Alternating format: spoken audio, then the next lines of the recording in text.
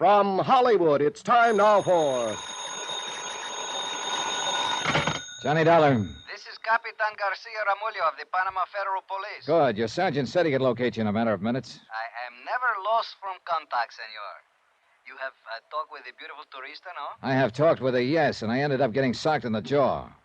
These Americano women are so very much athletics. No, she didn't hit me. It was a guy who was hiding out in a closet. I understand, senor. Somehow I doubt it. Look, Garcia, it was the man I came down here to question her about. I'm sure of it. But, senor, you have told me... Yeah, I know. Apparently his death was faked. I think he's here, hiding out somewhere in Panama City. Do you think you can find him? When my men make the search, senor, even a little dog could not escape. Then go to it. His name is Ed Morgan, but he may be using another one. The charge is embezzlement. You know his description, senor? I ought to. He's been one of my best friends for years.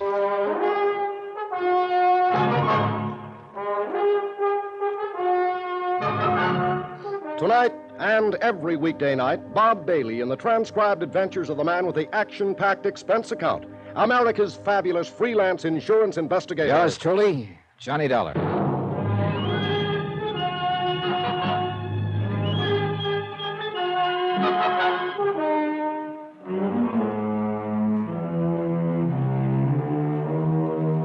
From Special Investigator Johnny Dollar, location Panama. To the Home Office, Eternity Mutual Insurance Company, Hartford, Connecticut. Assignment, the confidential matter. Expense account continued. Item 14, $12.85. Telegram to Hartford, advising them that the case had turned in a completely new direction. I'd taken the case with the idea of digging up a man's past. A man who had been one of my best friends. Of finding out why, after a life of complete honesty and loyalty to his company, he had suddenly gone wrong and embezzled $80,000.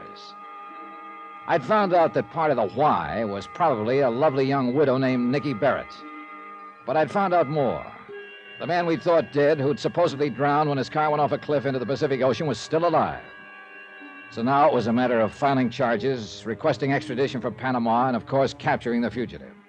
That I left to Captain Garcia for the moment and went to bed.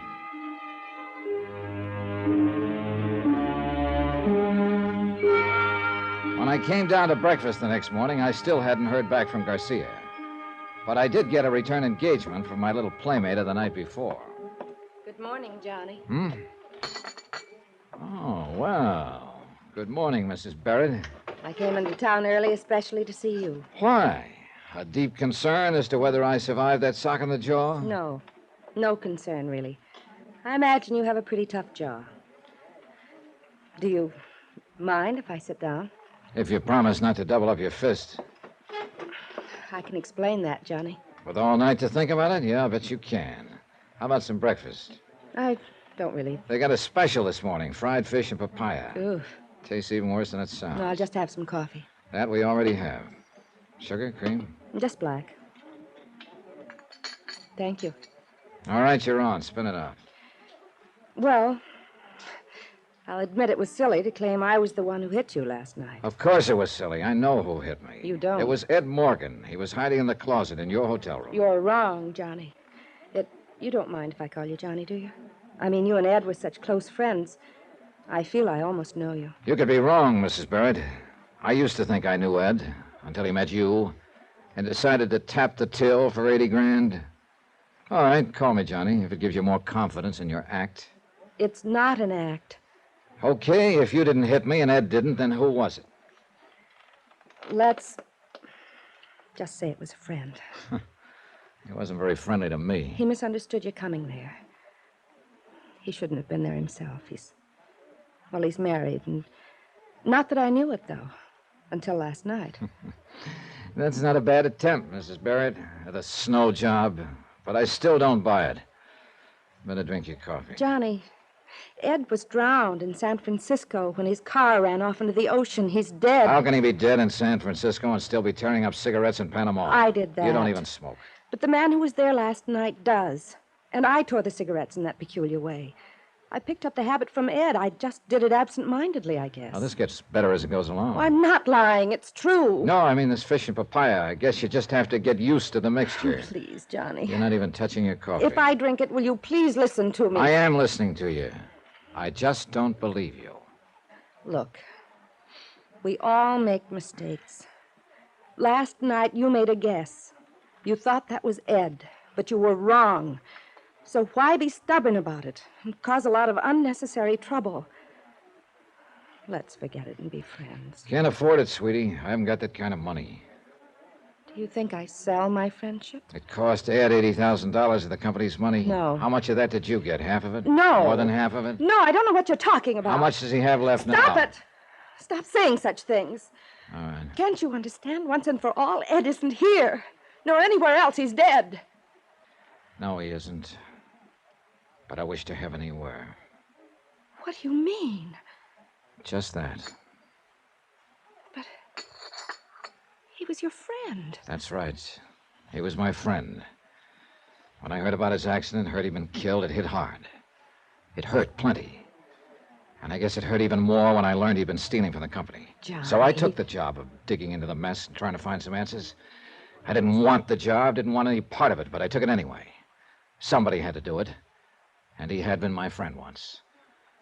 And then I find out he's still alive. No, So you see Johnny, what it he's- means? Now I've got to catch him and take him back to stand trial. And that's going to be even tougher than facing his death and the fact he was a crook. If Ed were alive, you'd take him back? Help send him to prison like any other common criminal? That's what he is, isn't he? But he was your friend. Oh, skip it. You wouldn't understand. I might, if you'd let me try. The only thing you're trying to do, Mrs. Barrett, is to con me into thinking I might possibly be wrong. Thinking maybe it was somebody else in your room last night. I told The you. idea is to throw me off balance just long enough so the two of you can make a run for it. Nice try, only it won't work, so knock it off. Ed and I were going to be married, Johnny, and the shock of his death... I said was some- skip it. Ed used to talk about you. He told me you were this way. Hard and cold and ruthless. Then he has no excuse. He knew what to expect. But I didn't believe it. I didn't think anyone could Buenos be dias, senor. Oh, good morning. I don't believe you've met my companion. I have not been so fortunate, senor. This is Captain Garcia of the Panama Police, Mrs. Barrett. Hello. Greatly honored, senora. Might be a good idea to take a careful look at her, Garcia. You will probably be arresting her in the next day or so as an accomplice to fraud. Let us hope such regrettable necessity is not happen. Thank you, Captain. I'm sure it won't. Mr. Dollar has a rather boorish sense of humor. I comprehend, senora. Mr. Dollar, it is possible perhaps that I speak a little with you. Yeah, sure. I imagine Mrs. Barrett will be happy to excuse me at this point. Hasta la vista, senora. Remember, Johnny, he was your friend. I did not wish to mention this matter before the senora. Oh? I think it's better she is not here. Here, what? Have you turned up something? Si, senor. I have tell you, not even the little dog can hide from Garcia. So? We have located this man, Ed Morgan. I got into the police car with Captain Garcia, and we drove out of town and followed the shoreline for about 6 miles. Then we pulled up near a cluster of rickety wharves built around the edge of a tiny inlet. There were numerous native fishing boats tied against the pilings, but no village, no shacks, nor any other sign of a habitation. Garcia cut the motor and lit a cigarette. Pues aquí estamos. Here we are, senor. Here? He's hiding out here? Si, senor. He's live on one of the little fishing boats which are tied to the wharf. The number 3 one there, which is blue painted, you see? Yeah, I see it. Well, a place like this would be safer than a hotel. You're pretty sure it's him? Pues Miguel Ronesto, who is on the boat, said this man come out here 1 month ago. He paid Miguel much money just to live on the boat, tie up at shore. And he is like you described, senor. I think so is him. All right. I'll go on board and talk to him. And I think I'd better go alone, Garcia. Whatever you wish, senor. I wait for you here. Okay.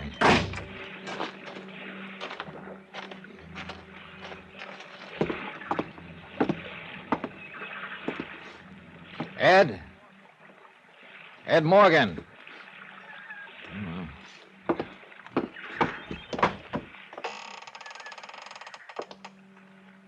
Ed?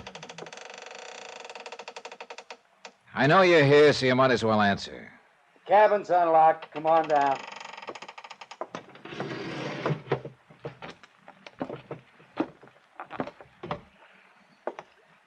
Been a long time, Ed. Yeah, it has. Sorry the place is so littered up. Temporary quarters, you understand. Sit down. Thanks. Johnny, why did it have to be you? It had to be somebody, Ed, sooner or later. You should have known that. But not you. How'd you get onto me? I traced Mrs. Barrett down here. I thought you were dead until last night. She wasn't supposed to show here for 6 months. And last week, here she was. Couldn't wait. Why did you do it, Ed? You wouldn't understand. You've always had dames crazy about you without lifting a hand. But not me. This face always stopped them. Sure, I used to laugh about it, but... Well, you just wouldn't understand.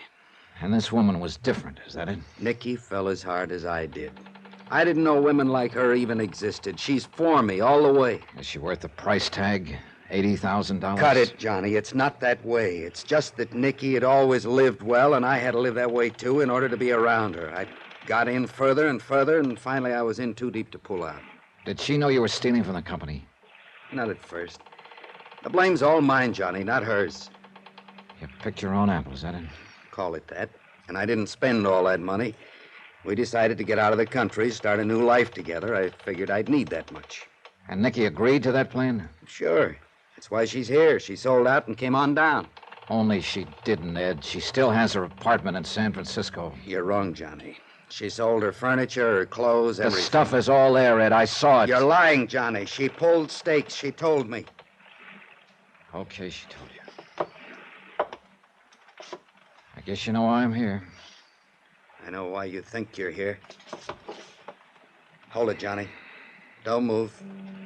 I've had this gun on you since you came on board. I know you have.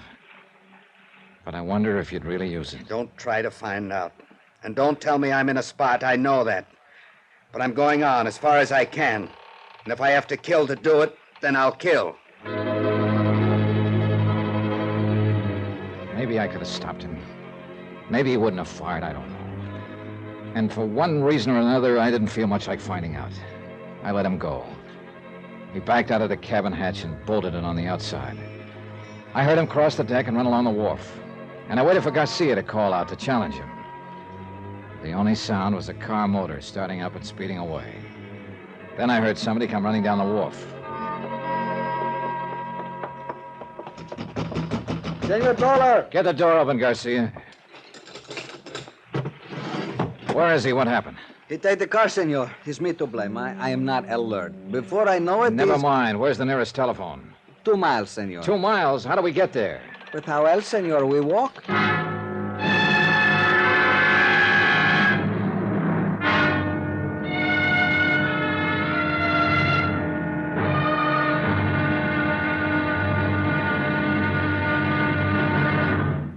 Now, here is our star to tell you about tomorrow's final episode of this week's story. Tomorrow, fate plays a devil's tune, collects a payment long overdue, and the music ends on a scream.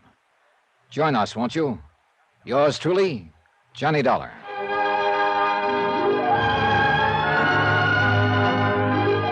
Yours truly, Johnny Dollar, starring Bob Bailey, is transcribed in Hollywood. Written by Les Crutchfield, it is produced and directed by Jack Johnstone. Be sure to join us tomorrow night, same time and station, for the next exciting episode of Yours truly, Johnny Dollar. Hugh Brundig speaking.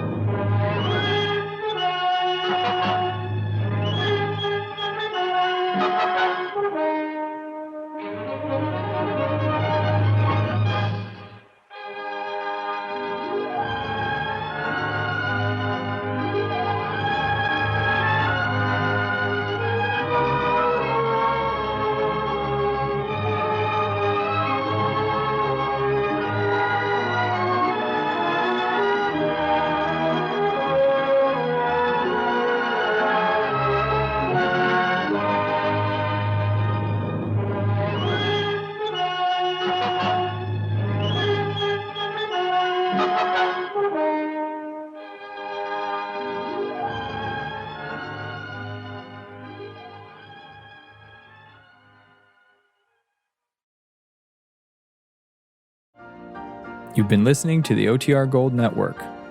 Find more classic radio at otrgold.com.